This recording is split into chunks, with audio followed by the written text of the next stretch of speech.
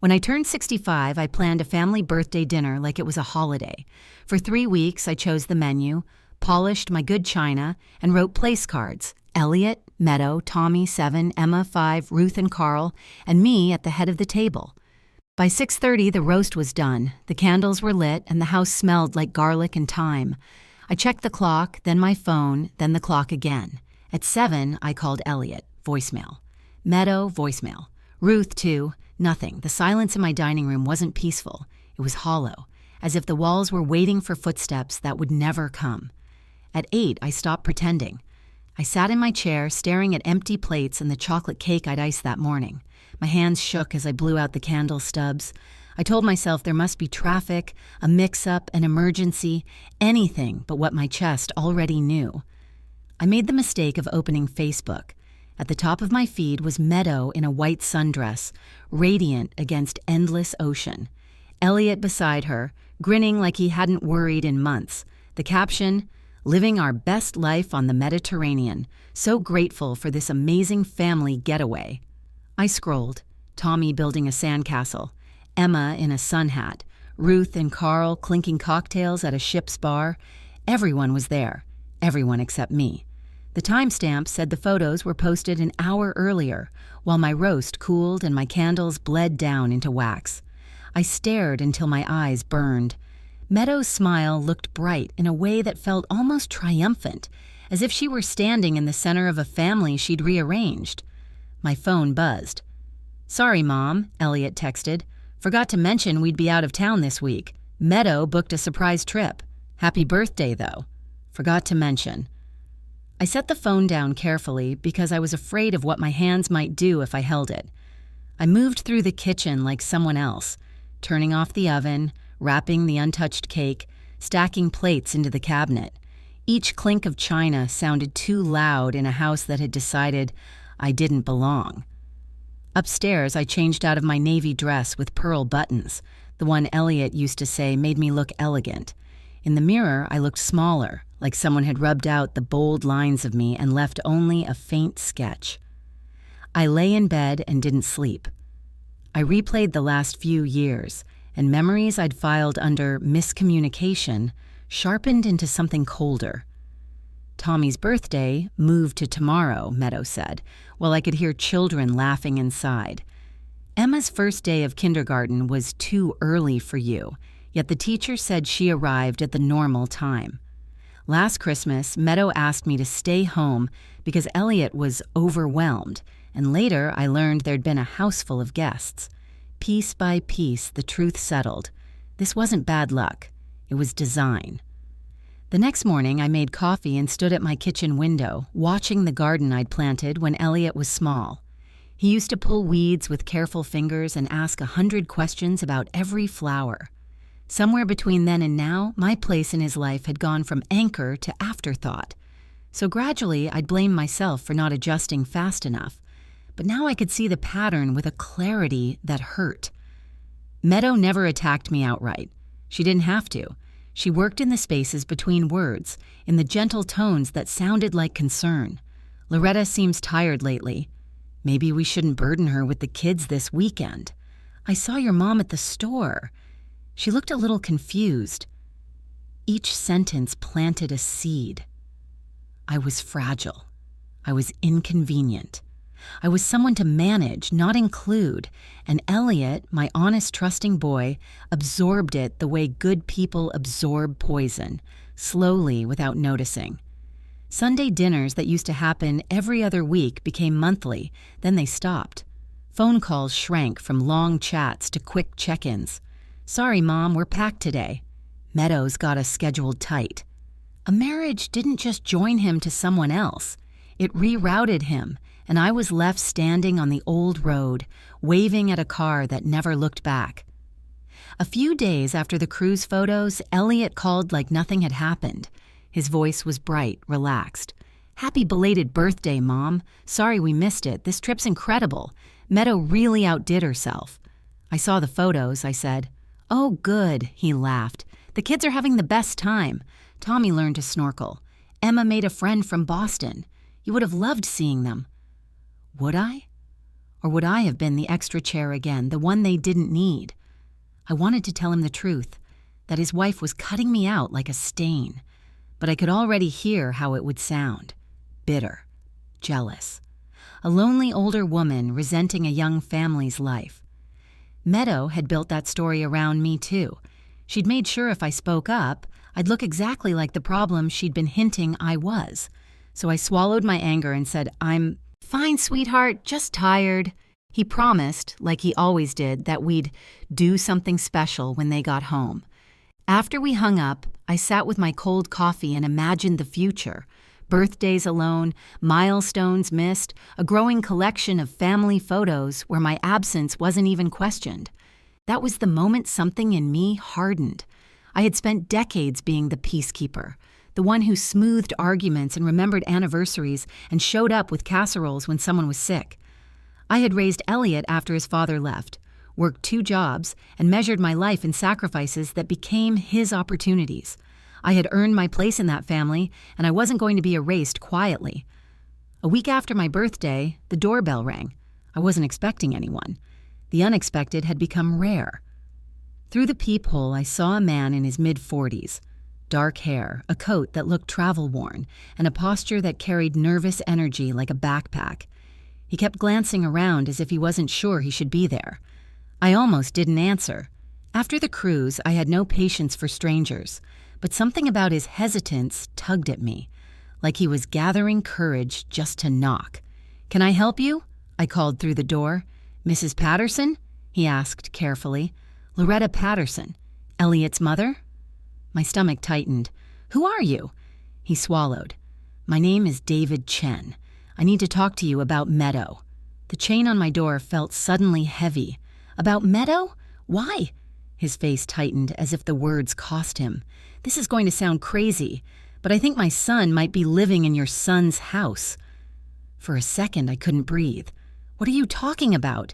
"Tommy," he said, and the name landed like a punch. 7 years old, scar on his chin from falling off his bike when he was 4. My knees went weak. Tommy did have that scar. Elliot had told me about the hospital, the stitches, the way Meadow cried dramatically in the waiting room. "How do you know that?" I whispered. David looked down at his hands, which were trembling. "Because I've been trying to find him for a long time." I unlatched the chain with fingers that didn't feel like mine. "You'd better come in." He sat on my couch like he might bolt at any second. I offered coffee. He shook his head. "I don't know where to start," he said. "Try me," I said quietly. "I've had a very strange week." David drew a shaky breath. "Meadow and we were together for 2 years, before she met your son. We lived together. We talked about marriage. Then she got pregnant." The word hung in the air, heavy and impossible. My mind tried to reject it before it could settle. "I was thrilled," he continued, voice thick with pain. "I wanted to marry her immediately, but she kept delaying, saying she needed time. Then one day I came home and she was gone. All her stuff, like she'd never lived there." "Did you look for her?" I asked, though I already knew the answer in his eyes. "For months," he said. "Missing person report, private investigator, social media, nothing.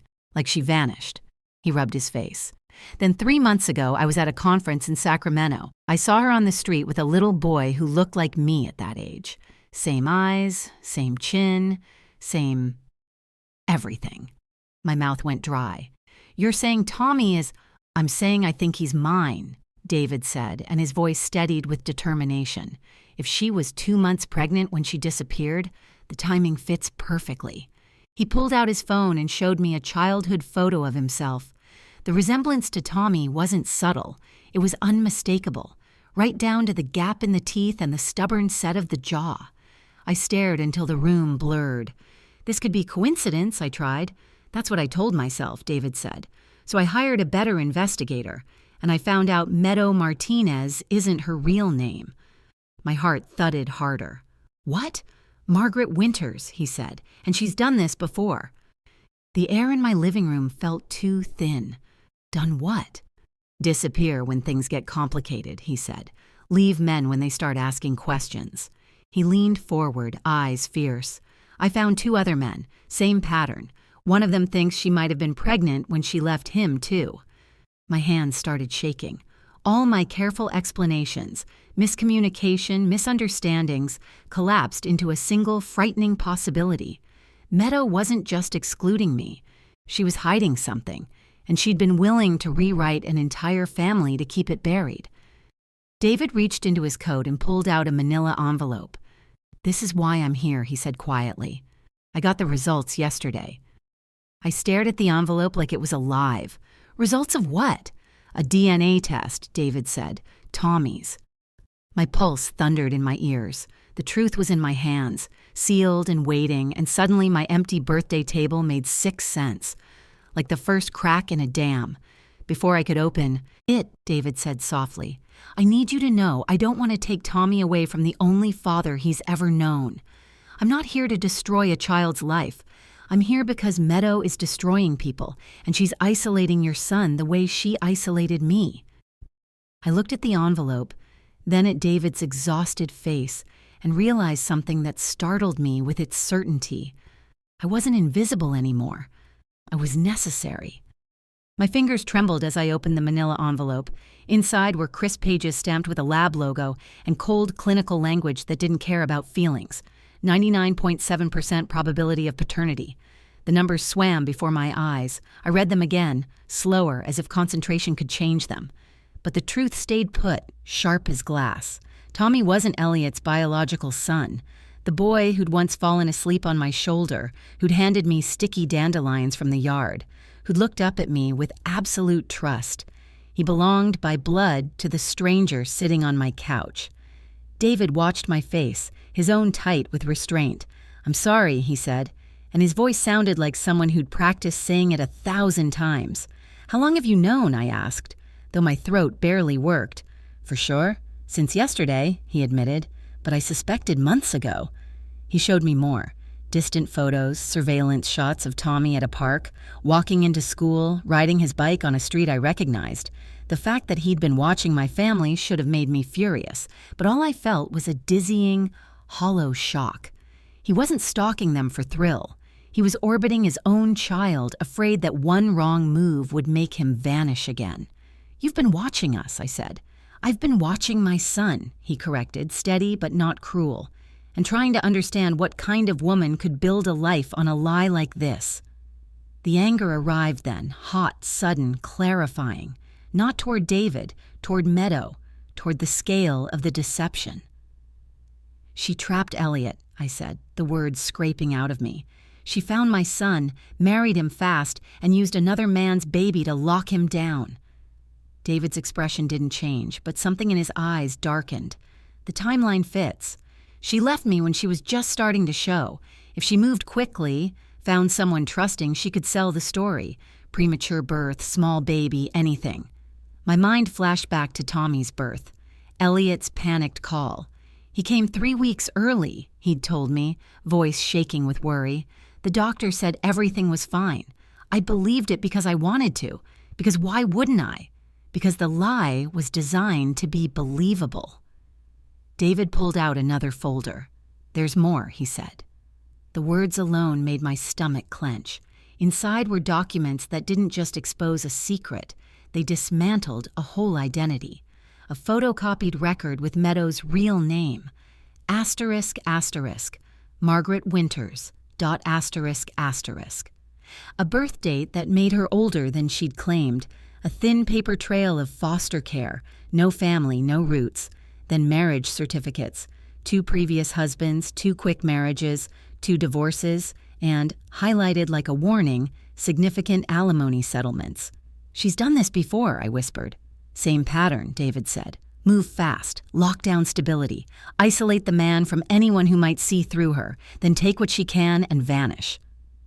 I thought of Elliot's life shrinking over the past few years, how his friends stopped showing up, how his laughter got quieter, how he talked less about work except to say it was stressful, and how Meadow always had a solution that somehow made him more dependent on her.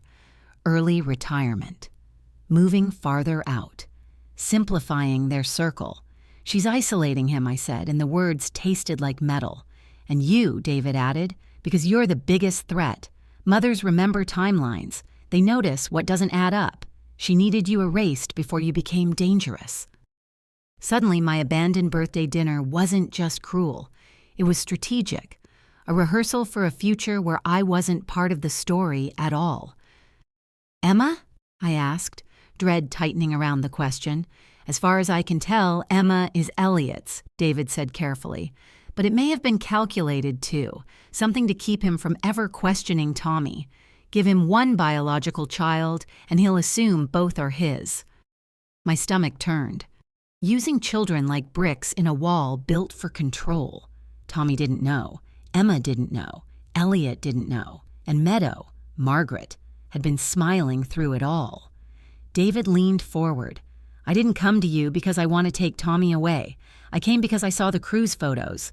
I saw you missing, and I recognized what she does, how she makes people disappear from someone's life one small decision at a time. My throat tightened. So what are you asking me to do? To help me protect him, David said. Tommy and Elliot and you.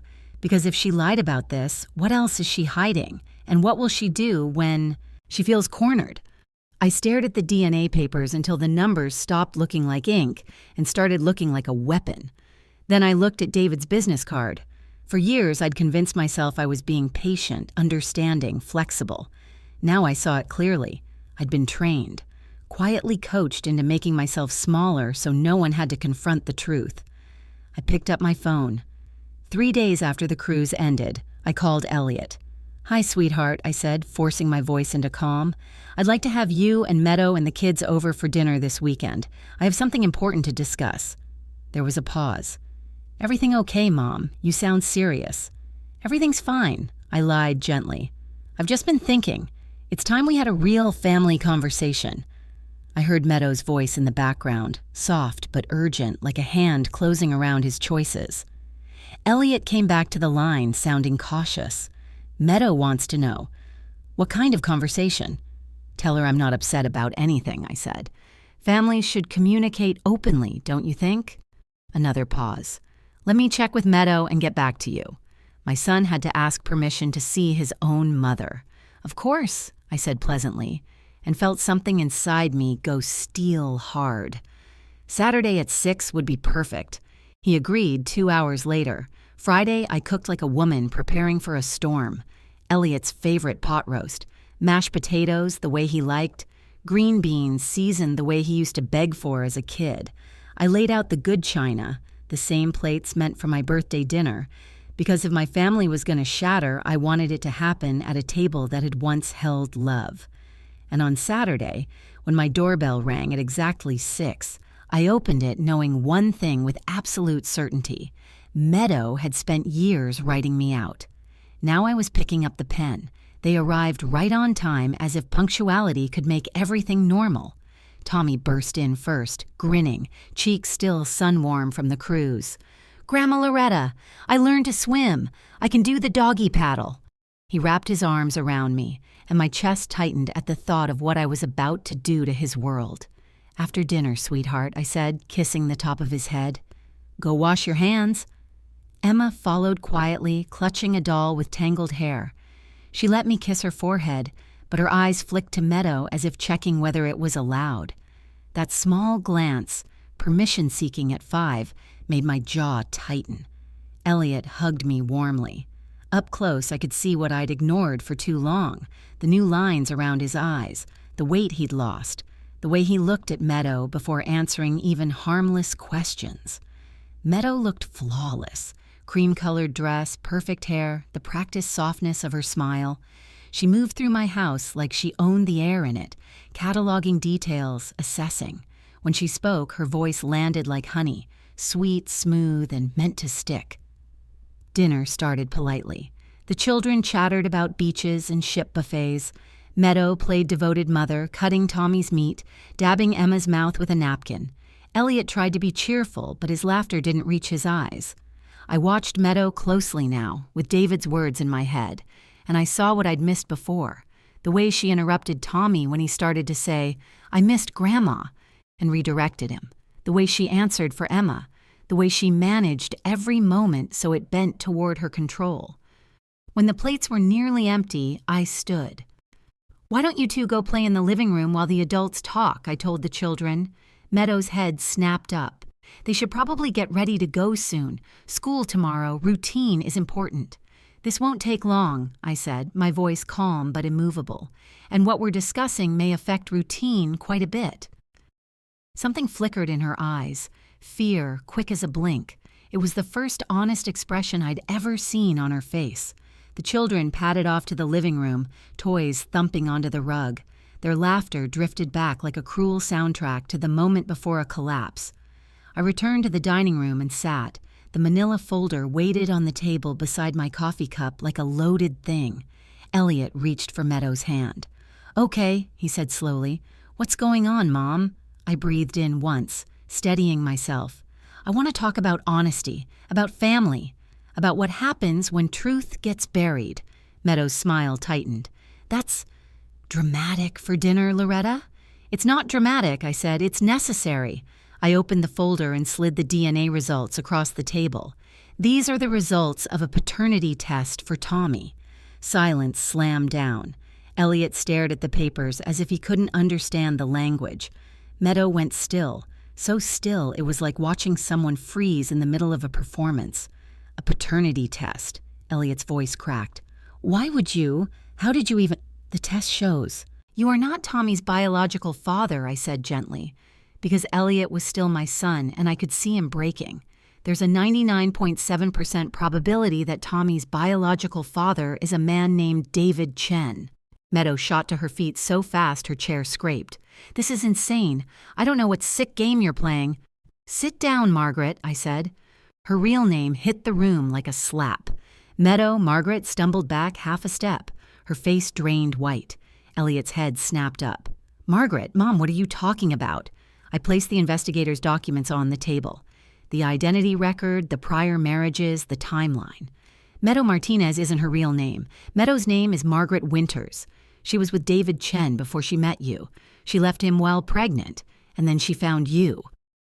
Meadow's mouth opened, closed, opened again, but the words didn't come out clean anymore.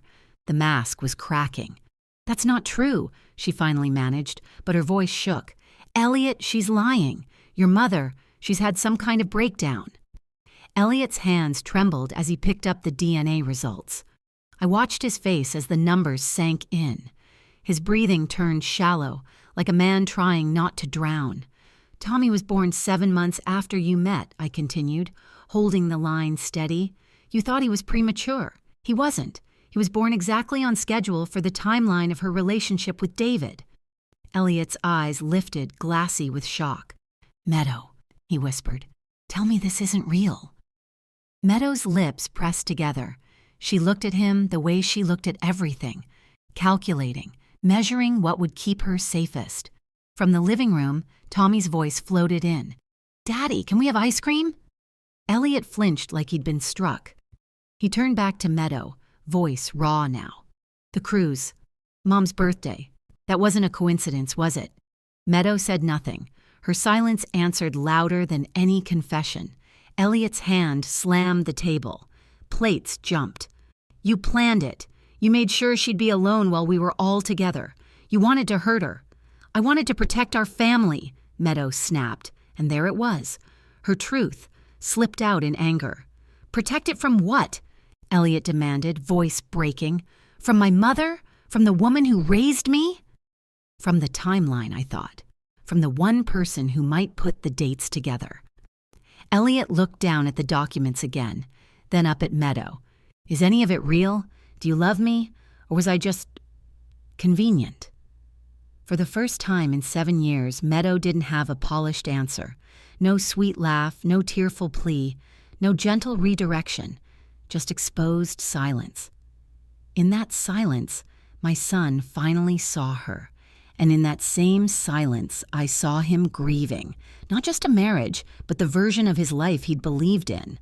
"What do I tell them?" he whispered, voice small now.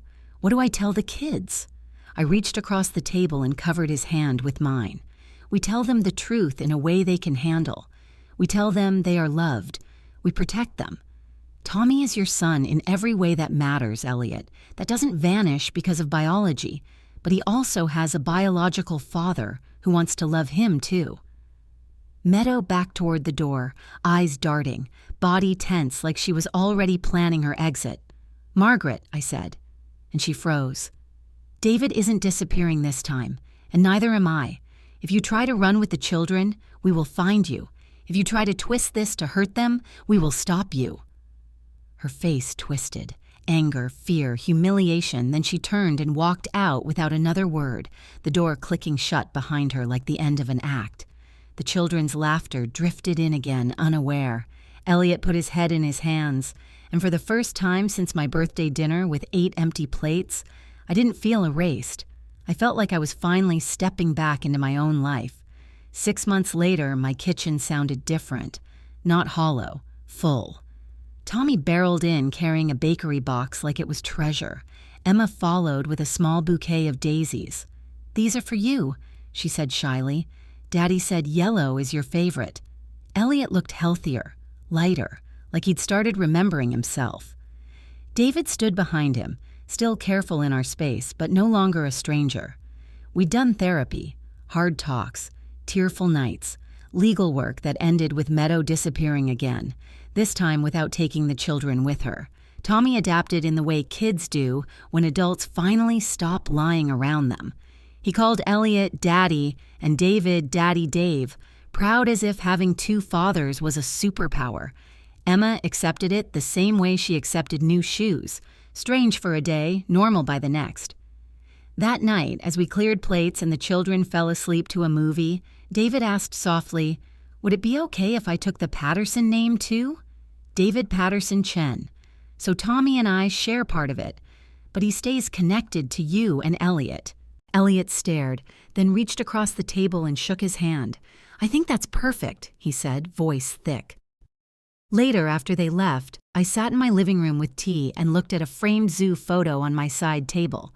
Tommy on David's shoulders, Emma holding my hand, Elliot in the middle with an arm around both of us, grinning like he'd found solid ground again. I'd thought my 65th birthday was the end of my relevance. Instead, it was the moment the truth cracked the lie open, and we built something real in the space it left behind.